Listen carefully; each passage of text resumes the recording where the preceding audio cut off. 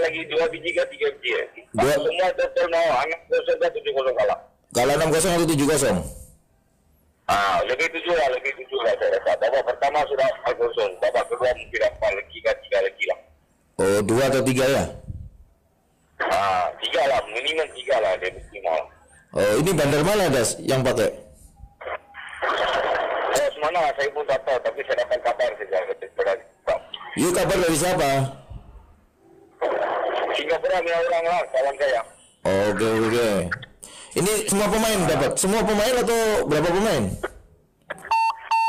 Saya ingat semua pemain. Menang berapa dia? Ada orang? Dapat kabar saja. Menang. Tadi kalah potong. Apa? 5-0 kan? Iya, 5-0. Tengok juga Pak, mesti ada Pak lebihnya. Ya, langsung saja kita mengulas topik yang kita perbincangkan pada malam hari ini. Ada Muhammad Isnur, merupakan anggota tim advokasi Tagar Indonesia versus Mafia Bola. Selamat malam. Selamat malam. Mas Isnur. Kemudian ada Pak Gatot Dewa Broto dari juru bicara Menpora. Selamat malam. Pak Gatot.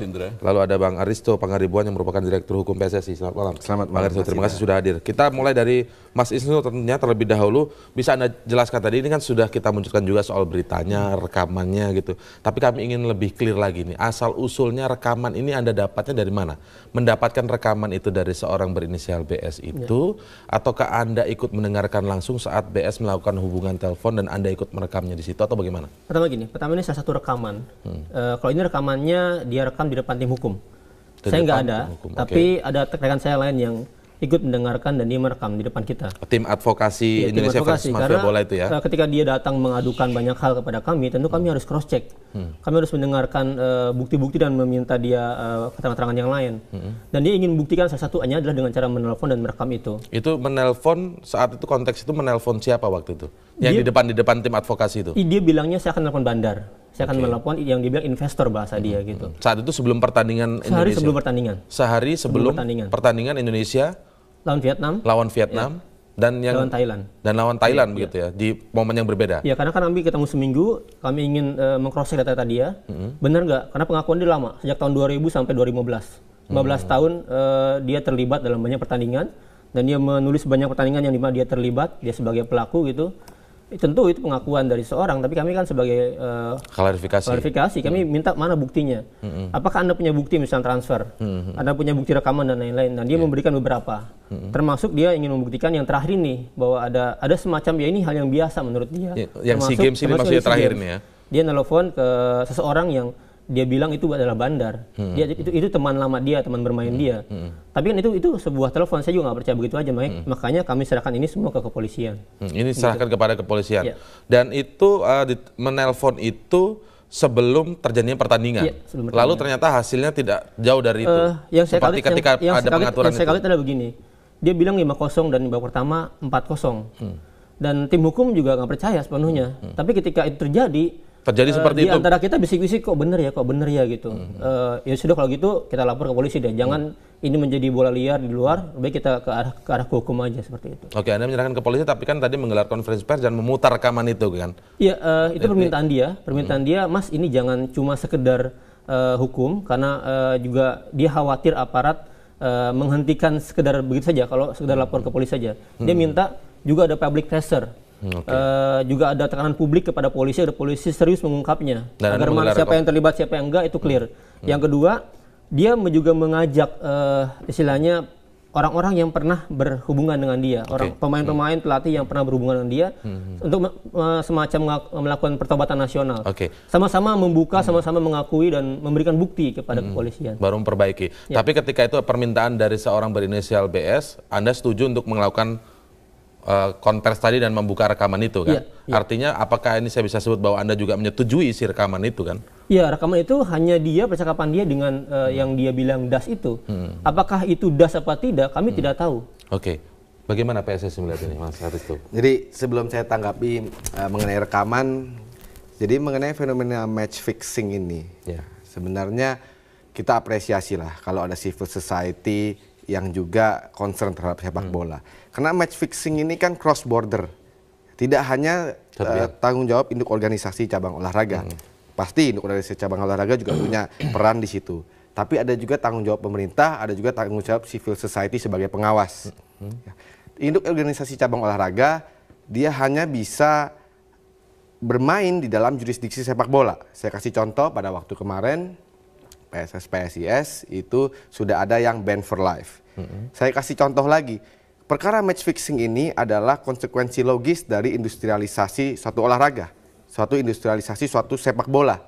Ada orang-orang yang ingin mencari untung ya for his own sake, benefit for his own sake, supaya pertandingan ini sesuai dan dia mendapatkan untung. Saya berikan contoh yang paling terkenal, skandal yang paling terkenal mungkin di London Ground, pertandingan kriket ya 2010.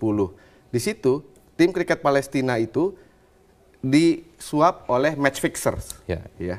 Tapi match fixersnya ini ditangkap oleh siapa? Oleh Scotland Yard, polisinya Inggris. Jadi di sini ada sinergi ya, antara pemerintah, induk organisasinya, dan antara civil society. Nah inilah yang diharapkan oleh PSSI sebenarnya, ya supaya kita jadi bersinergi. artinya ini belum tentu saja merupakan tanggung jawab PSSI semata begitu. Jika benar ada kita tidak tutup mata, kita punya tanggung jawab. Kita punya perangkat yuridis, misalnya ada komisi disiplin, ada komisi banding di situ. Tapi yang bisa kita lakukan adalah men-ban for life. Jadi dia tidak boleh aktif di sepak bola seumur hidup. Tujuannya adalah orang yang terlibat ini ya. Tujuannya adalah polisi bisa menaikkan eskalasi dari hukum olahraga kepada hukum pidana.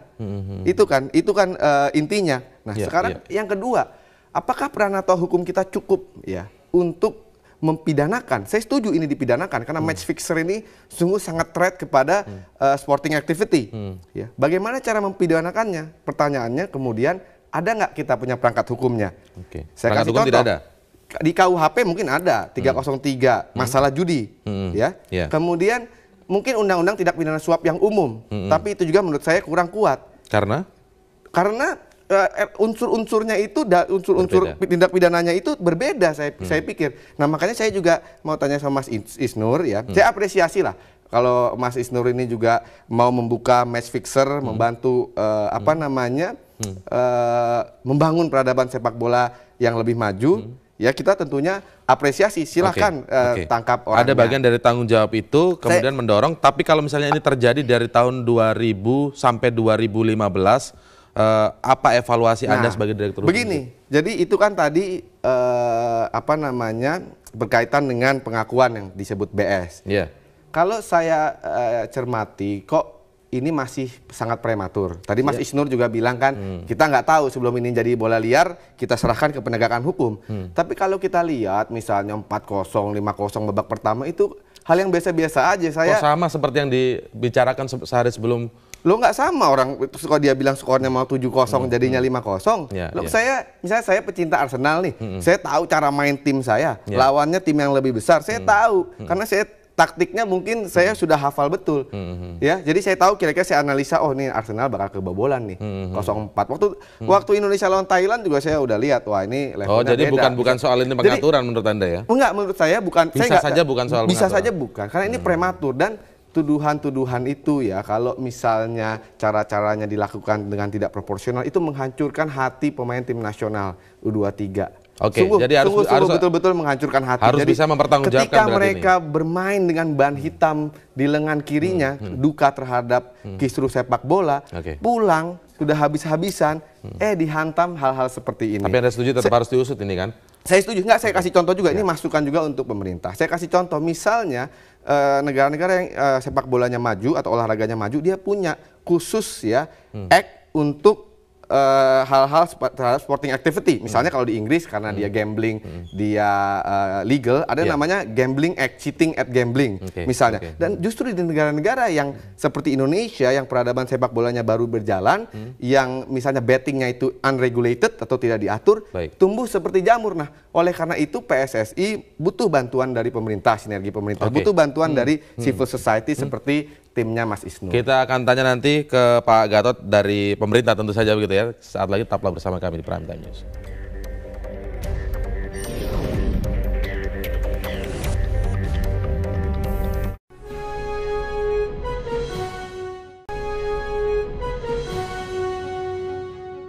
Ibaratnya kami sedang konflik dengan PSSI, tapi di sisi lain kami juga harus ada saatnya kami juga membela PSSI.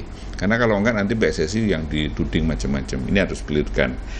Namun ada tetapinya Mbak, tetapinya adalah dalam konteks bahwasanya kami itu sudah nggak kaget dengan isu masalah dugaan pengaturan skor. Karena tim 9 pun pada tanggal 4 Maret 2015 pernah kedatangan seorang whistleblower yang dia tahu banyak tentang masalah pengaturan skor. Bahkan seminggu sebelumnya pernah kami mengundang, kalau ini mengundang ya, seorang mahasiswa UI, S2 UI yang tesisnya adalah tentang pengaturan skor. Jadi mindset kami itu sudah lengkap sekali, Kemenpora tentang. Ya, jika kemudian Pak Gatot tadi mengaku tidak kaget dengan ini, artinya sebelum Mas Isnur dan kawan-kawan tadi melakukan konferensi pers dan membuka rekaman, sebenarnya sudah paham juga tentang adanya pengaturan skor ini, terutama ketika tim 9 didatangi seseorang yang disebut tadi whistleblower. Waktu itu apa ceritanya? Bagaimana ceritanya Pak Gatot? Kita kan tahu yang namanya tujuan dari tim 9 itu kan yang penting adalah untuk pembenahan sepak bola Indonesia itu sendiri. Nah itu kalau di breakdown kan banyak tentang tata kelola organisasi, bagaimana kompetisi yang baik, bagaimana masalah transparansi keuangan, kemudian bagaimana tentang membangun semacam kesadaran agar sportivitas itu muncul. Nah salah satu poinnya adalah karena jaringan kami juga kuat, tiba-tiba kami dihubungi seseorang, Pak Gatot, Anda kan di tim 9. Ini akan ada orang yang akan memfeeding informasi tentang pengaturan skor gitu.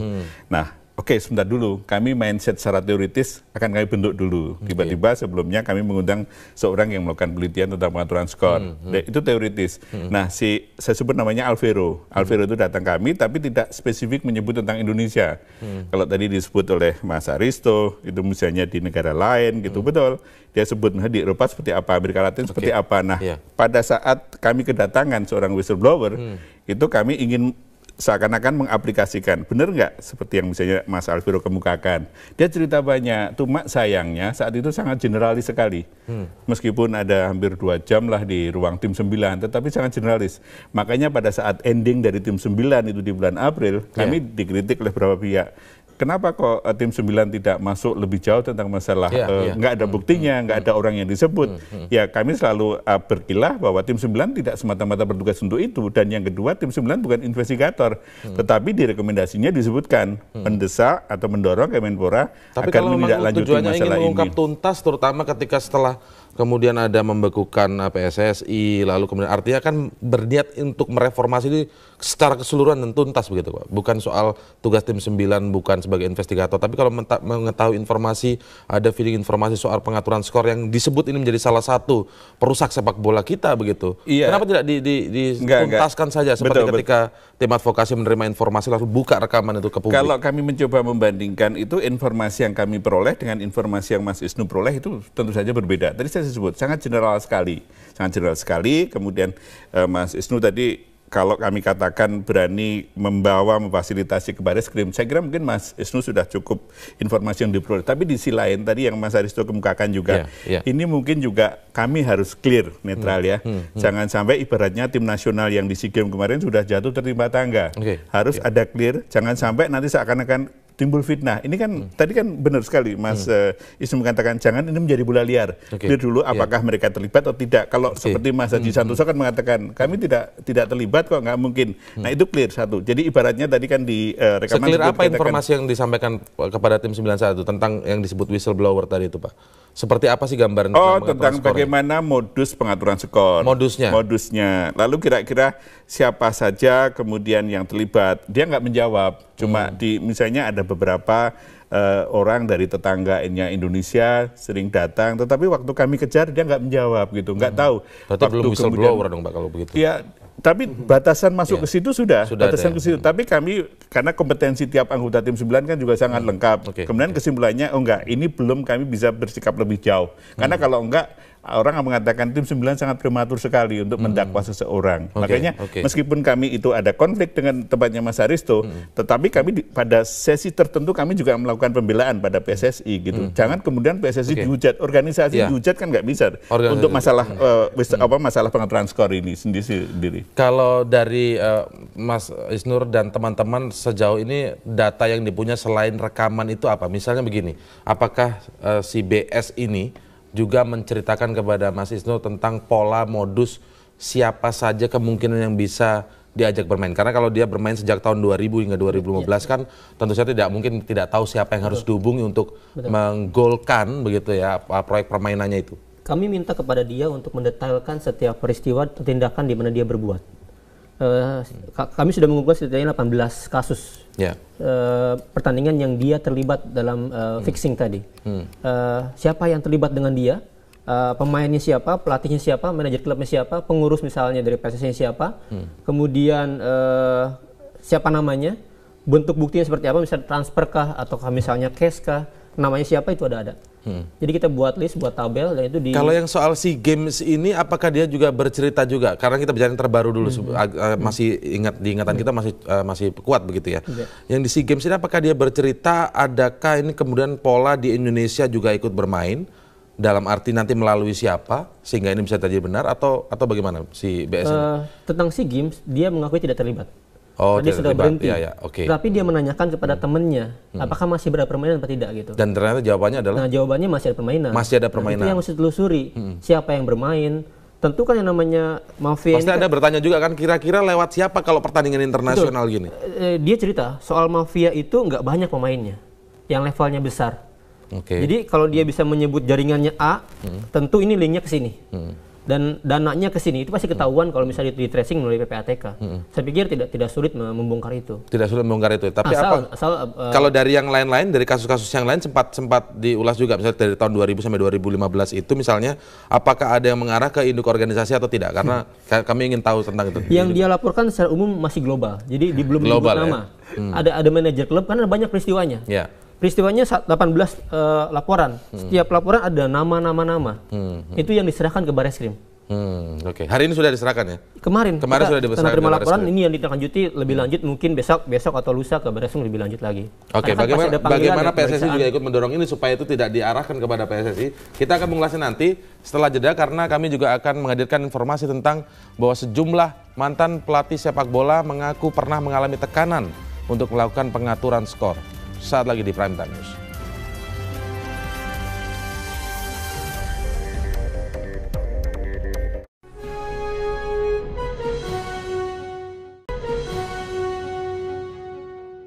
Dan kemarin saya lihat memang dia berjuang untuk negara, memang ya saya akuin. Nah itu tadi dengan ada permasalahan yang sekarang belum selesai membawa dampak dari mental bertanding, saya kira itu.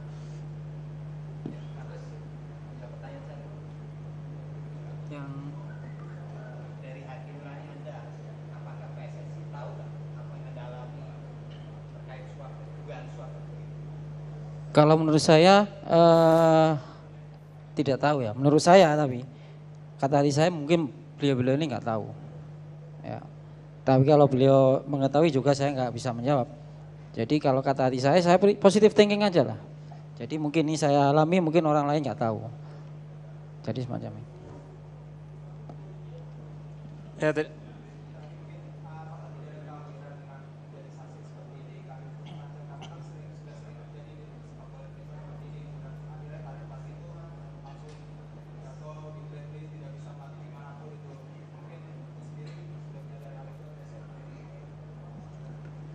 harapan saya tidak seperti itu Mas, karena apa yang saya sampaikan adalah kebenaran, kejujuran. Masa orang kalau ngomong jujur harus di blacklist, kan semacam itu. Mudah-mudahan saya tidak terjadi. Kalau bicara jujur di blacklist, bagaimana kalau bohong nanti dianu kan juga terbalik ini kita. Mungkin. Iya, terima kasih ya kepada kawan-kawan media ya yang sudah datang. Ya, sampai sini saya langsung ingin jalan karena mereka. Ya, saya akan mengajak Anda untuk mengikuti konferensi pers tentang sejumlah mantan pelatih sepak bola yang juga berbicara tentang dugaan pengaturan skor. Berikut ini.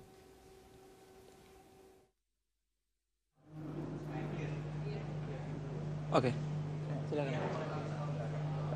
Kejadiannya ya. Oh, nama saya Agus Yono.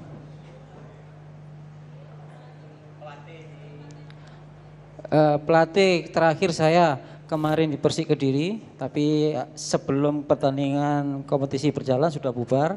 Sebelumnya saya di Persegres, 2012 saya di Persidafon Solo, 2011-2012 saya di Persijap Jepara, 2010-2011 saya di Persidafon promosi ke ISL. Sebelumnya di Persik Kediri, di Persela Lamongan 2 musim. Terus juga saya pernah asisten di Arema tahun 2000. Sekarang kan nggak ada kompetisi, jadi sekarang nggak ada megang tim saya. Bukan, Persegres sama Persik, Persegres sama Barito yang kedua. Persik Kediri.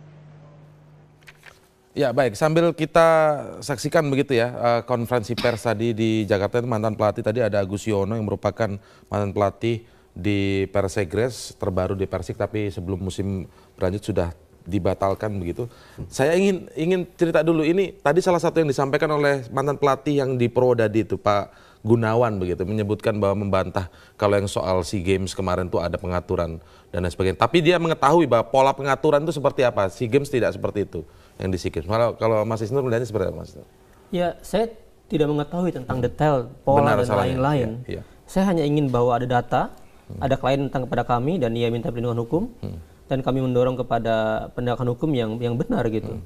Soal kemudian itu tertuduhnya siapa, terduganya siapa, sebagaimana polanya, biarkan hukumnya berjalan. Saya pikir penyidikan tentu akan memperdalam, mengembangkan dan mencari semua itu. Iya. Karena Barreskrim punya akses. Tapi merasa tertarik tidak? Karena kan ini tagarnya kan tim advokasi tagar Indonesia versus mafia bola begitu kan. Tidak menarik, tertarik mencari polanya yang seperti menarik apa? Adalah saya nggak tahu, saya baca lagi tapi seingat saya ketika data yang diberikan salah satu oleh Pak BS ini itu kejadian Persik Gresik ya. Itu ada satu kasus di mana dia menyebutkan salah satu rekamannya ya. Bukan satu kasus di mana dia melisting kasusnya. Itu kasus di mana tadi disebutkan di Gresik gitu. Saya nggak tahu pertandingannya kapan dan di mana gitu. Seingat saya ada itu. Ada juga di liga-liga ini. Sejauh ini sebenarnya PSSI itu apakah juga katakanlah ini kan induk organisasi nih. Artinya dia harus sangat menjaga betul liga, menjaga betul timnas yang bertanding agar tidak ada seperti itu. Kalau memang PSSI tidak ingin disinggung-singgung juga terlibat dalam soal itu, artinya bagaimana sih sejauh ini pengawasannya, bagaimana sejauh ini kemudian pengamatannya? Karena kalau dilihat laporannya di tahun 2000 hingga 2015, tadi juga disampaikan yang sama yang saat ini sedang live juga menggelar konferensi pers para mantan pelatih ini. Begini, jadi kalau ada pertandingan, itu ada yang namanya pengawas pertandingan. Ya, ada juga ofisialnya wasit, hakim garis, mereka membuat kemudian laporan kepada PSSI. Nah, di PSSI ini sekarang selain kita punya pengadilannya, komisi banding, komisi disiplin, ada juga kita bekerja sama dengan Sport Radar dan Interpol. Ya. Sport Radar ini adalah satu badan yang bisa mendeteksi, ya, dilihat dari videonya, pola permainannya dia bisa deteksi sejak awal. Jadi semacam watchdog-nya ya. Itu yang pertama. Yang kedua, ini kan belakangan ini kan semua bicara, misalnya katanya tadi untung ada yang membantah soal SEA Games, tapi ada juga kemudian katanya tadi pelatih di Gresik, misalnya BS juga Inisia, kenapa sih kok nggak dihadirkan saja gitu loh. Faktor keamanan. Polisian tadi sudah keamanan siapa sih sebenarnya yang mau mengancam? LPSK ada, Kapolri sudah menjamin. Ya mafia bolanya itu yang dikhawatirkan misalnya. Ya itu loh, justru kita ungkap mafia bolanya. PSSI 100% di belakang itu dalam mengungkap mafia bola. Ya, jadi tapi sekali lagi ini kan harus dibagi. Benar. Ya, peran-perannya ini harus ada pembagian peran yang utuh. Jangan semua telunjuk misalnya ke induk organisasi cabang olahraga, menuding. Jadi jangan, marilah kita bersinergi, pemerintah, civil society dan PSSI mengungkap ini. Baik. Kita nantikan bagaimana Pak dari Kemenpora juga akan menindaklanjuti hal ini. Tentu saja tidak bisa dilepaskan itu ke hukum saja, begitu. Singkat saja Pak sebagai penutup. Jadi yang jelas adalah saya hanya mengomentari apa yang disampaikan Mas Haristo tadi. Memang betul, perangkat hukumnya itu tidak selengkap seperti kalau taruhlah kayak di Spanyol atau di Inggris. Tapi itu juga jangan sampai jadi dalih. Kalau enggak nanti pemain mengatakan, adalah bermain untuk pengaturan skor saja lah.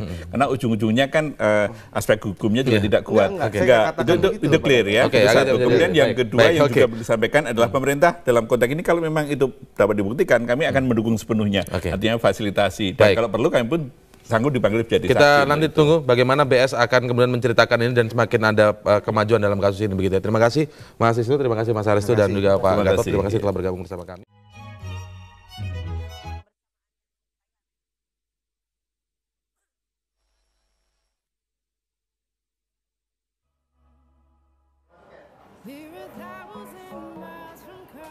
Selamat malam pemirsa, trending topik malam hari ini mengetengahkan sholat tarawih perdana jelang Ramadan 2015.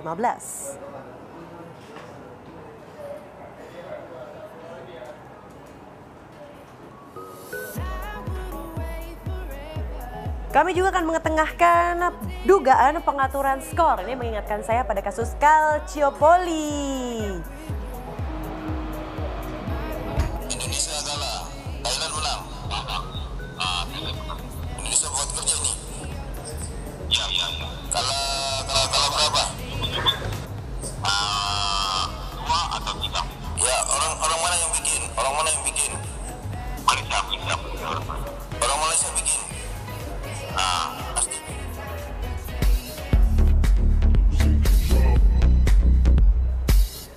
Dan juga kami akan mengetengahkan video viral YouTube ini kompak dalam berjoget.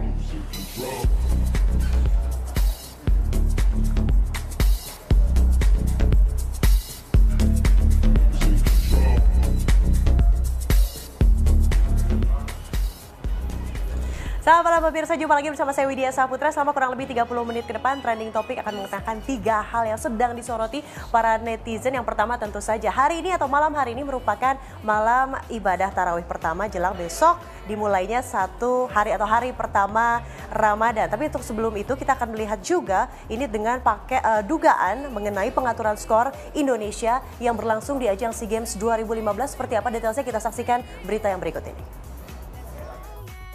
Dan pemain di lini pertahanan juga Yandi Sofian yang tentunya. Hasil buruk timnas U23 pada cabang sepak bola SEA Games di Singapura kini mulai berkembang dengan tudingan adanya dugaan kasus pengaturan skor. Tudingan adanya pengaturan skor dalam 2 pertandingan terakhir itu dimunculkan oleh kelompok yang menamakan Tim Advokasi Indonesia melawan Mafia Bola. Namun tudingan adanya pengaturan skor di balik kekalahan timnas U23 ini berusaha ditepis oleh pelatih Aji Santoso. Dia meminta jika memang ada yang terlibat untuk diungkap semuanya. Saya katanya ada pengaturan skor dan itu bandarnya sama pemainnya sudah ada rekaman. Nah, kalau mereka memang benar sudah ada bandar, ada pemain yang melakukan rekaman, ya udah diserahkan ke polisi rekamannya. Kalau memang benar dipanggil, siapakah pelatih yang terlibat, pemainnya terlibat. Kalau memang benar diinterogasi, benar dipenjara. Selesai. Ya, jangan sampai ini kan isu kan belum benar kepastiannya. Anak-anak sudah maksimal, banyak persoalan yang membuat kita gagal. Satu, persiapan saya 20 hari, berbagai macam persoalan sepak bola Indonesia dengan kita bisa FIFA. Anak-anak nggak kalut pemikirannya, kan begitu. Jadi menurut saya kalau itu memang sudah ada masalah pengaturan skor, ya udah tangkap aja, selesai. Kasus dugaan suap dan pengaturan skor bukannya kali pertama terjadi di dunia sepak bola Indonesia.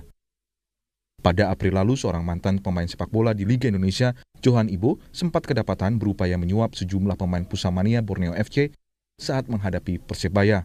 Meskipun belakangan, dia kemudian dilepas oleh polisi karena bukti yang kurang. Jauh sebelumnya, dunia sepak bola Indonesia juga pernah tercoreng dalam kasus suap sepak bola pada pertandingan pra-Olimpiade tahun 1987. Kemudian pada tahun 1998, kasus suap juga sempat menyeret nama wasit Jafar Umar. Pemerintah melalui Kementerian Pemuda dan Olahraga sudah meminta polisi untuk menyelidiki dugaan adanya praktek pengaturan skor dalam pertandingan yang dilakukan oleh timnas U23 di ajang SEA Games lalu. Tim Liputan, Metro TV. Dan untuk informasi selengkapnya ini mengenai dugaan pengaturan skor dan suap sudah bergabung dengan rekan kami yang sedang berada di kawasan Jakarta di Senopati. Tepatnya ada rekan Mila Amalia. Mila, selamat malam. Bisa Anda ceritakan siapa sajakah yang menyatakan ini mafia bola Indonesia versus mafia bola dan apa saja yang disampaikan terkait dugaan suap tersebut? Mila.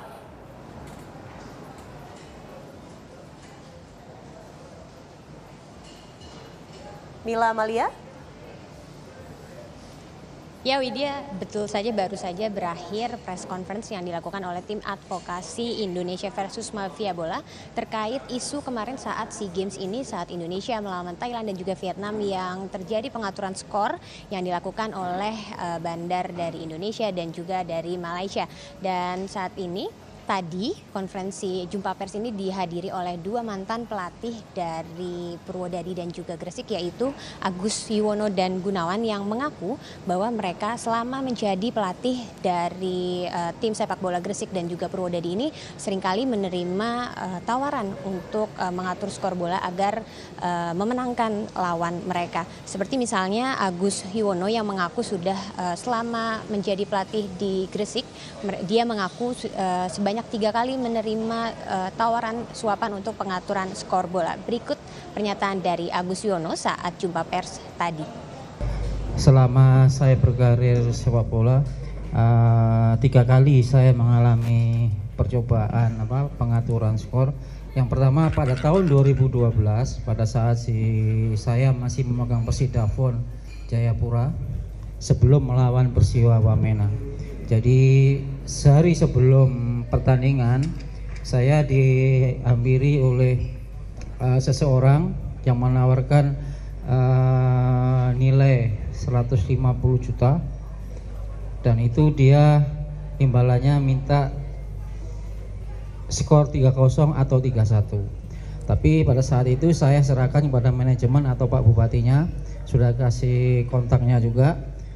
Setelah tidak terjadi deal, besoknya waktu di Persiwa Wamena atau di Wamena, sebelum pertandingan saya masih dihubungi dengan menambah nilai uangnya, jadi ditambah 50 juta jadi 200 juta semua.